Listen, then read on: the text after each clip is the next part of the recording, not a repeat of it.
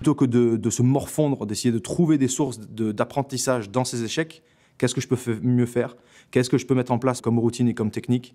Qu'est-ce que je peux faire comme préparation pour qu'à la prochaine opportunité, là, je la saisisse au vol.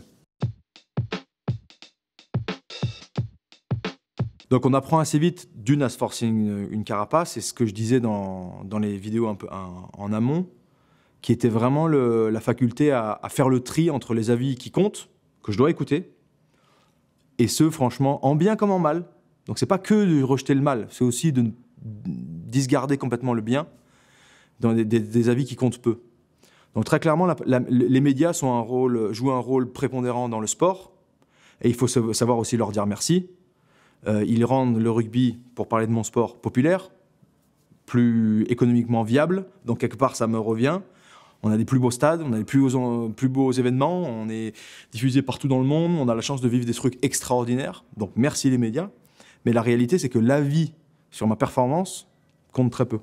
Ce qui compte, c'est l'avis de mon coach, c'est l'avis de mes coéquipiers, et c'est l'avis de mon cercle proche.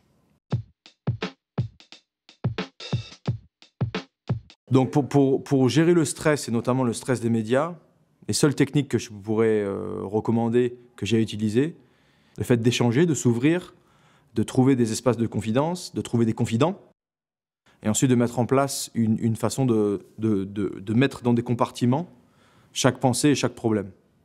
Et au final, on enlève le futile, l'inutile, et on se concentre sur vraiment ce qui compte. Et c'est ce qui, moi, m'a permis de faire le tri entre les avis qui comptent et ceux qui ne comptent pas. Je suis le joueur de rugby de l'histoire de ce sport à avoir perdu le plus de finales de Coupe d'Europe. Boum.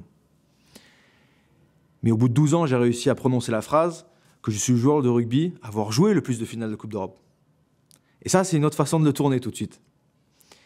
Parce que j'avais une tendance, dans mon histoire personnelle, si je retrace ça sur la Coupe d'Europe, à penser que j'avais le droit, moi, individuel dans un groupe, ou individu dans un groupe, j'avais le droit d'être plus triste que les autres. C'était plus dur pour moi parce que j'en avais perdu tellement de finales. Donc la première, d'accord. La deuxième, dur. La troisième, dur. J'en ai perdu 5. Et au final, j'ai gagné ma 6e.